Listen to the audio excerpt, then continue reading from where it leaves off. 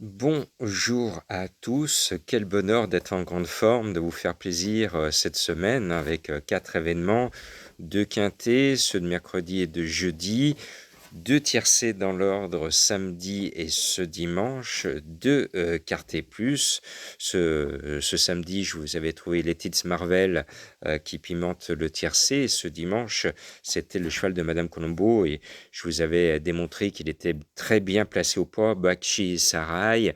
Je savais que Fabrice Vermeulen n'était pas très chaud, je ne l'ai pas écouté, j'ai fait les lignes et le cheval était très bien placé au poids par rapport à des favoris du haut du tableau. Donc mission remplie. Ce lundi, nous allons sur un lot de chèvres avec le plus mauvais quintet de l'année. Des chevaux n'ont rien gagné.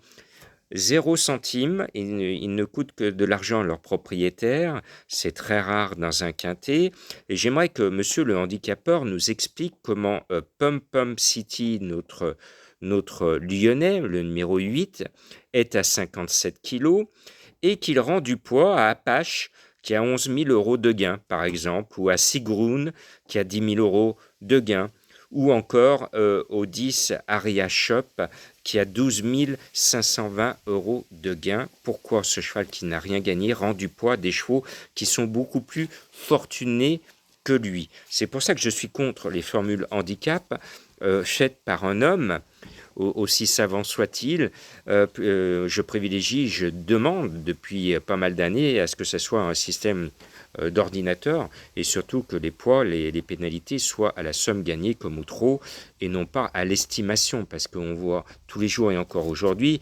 l'estimation qui est pas bonne. Le 10 Kozaka qui n'a rien gagné est à 56 kilos et rend du poids à Syria Silver qui est à 3700 et à Zara qui est à 6000 et à Apache qui est à 11 000. Vous voulez d'autres exemples? Il y en a encore. Bon, très bien. Donc, indice de confiance 0 sur 5 parce que c'est un lot de chèvres. Donc, si vous appelez Madame ou Monsieur Seguin, vous pouvez jouer. Sinon, allez à la plage, ouvrez les parasols. Il y a bien d'autres courses, notamment le Grand Steeple Chase de Deauville à Clairefontaine, qui est beaucoup plus passionnant. Malgré tout, pour ceux qui veulent se faire plumer, on peut trouver la bonne solution parce que j'ai quand même quelques bonnes informations. Je sais que l'entourage du 6 Gwen Caddy est chaud bouillant. Ils sont chauds comme la braise et Tony Picon est aux commandes. Bon, le cheval n'a jamais gagné, mais Montfort est chaud et il va falloir être très fort, à mon sens, dans ce lot de chèvres pour le battre. Donc je mets le 6 en tête de ma sélection. Après, je mets le favori de tous mes confrères, c'est le 1 Papyrus Road. Alors, ce dimanche, on avait Parchemin. Je vous expliquais qu'il fallait respecter ce moyen de communication historique pour garder la mémoire de l'humanité.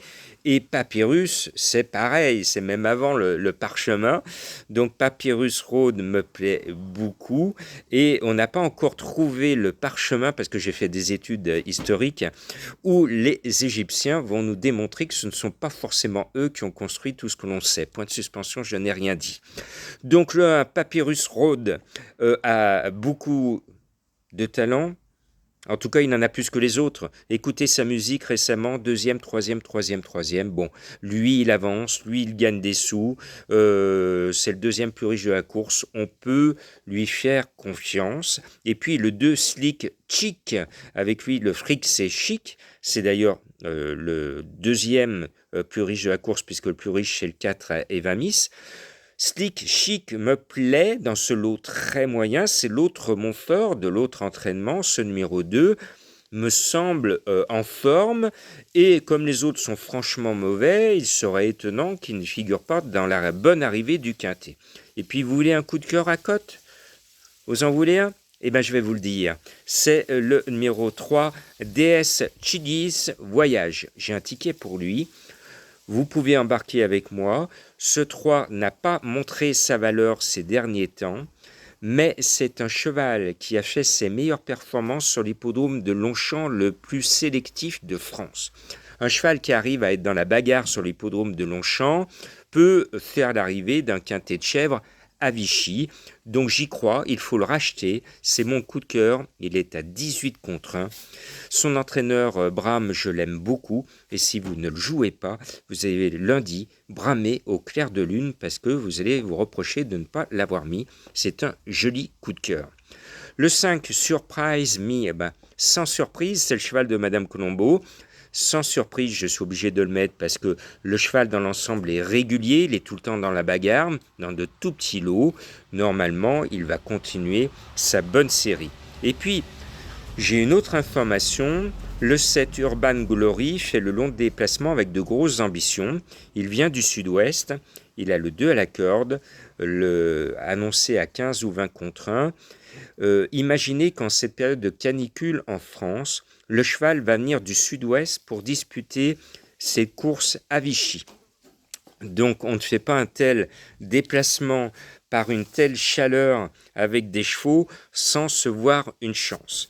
Donc je sais que le déplacement est ambitieux et ce 7 Urban Glory sera peut-être la gloire de votre ticket tout à l'heure si vous le jouez et surtout s'il fait l'arrivée. Le 11 Sigroun a fait l'arrivée de la course référence l'avant-dernière fois. Si la ligne est bonne, elle va répéter ce 11 et il va être là. Et le 17 Syrah Silver a fait l'arrivée de cette même course référence à Vichy. Le poids est léger, c'est le bottom weight à 53 kg et par rapport à sa dernière course, elle a démontré beaucoup de progrès et son entourage estime qu'elle peut encore progresser. Donc c'est une chèvre qui est sur la montante, on peut la tenter. Ma sélection, le 6, l'As, le 2, le 3, le 5, le 7, le 11 et le 17. Mon indice de confiance est de 0 sur 5.